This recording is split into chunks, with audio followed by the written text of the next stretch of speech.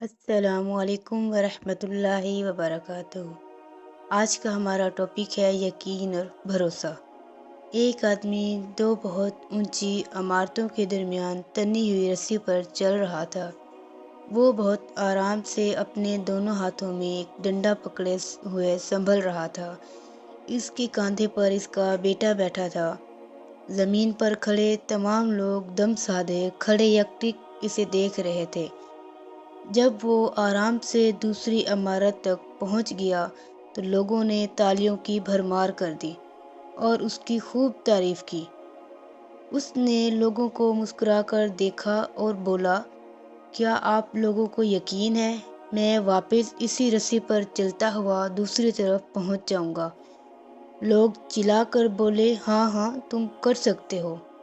اس نے پھر پوچھا، کیا آپ سب کو بھروسہ ہے؟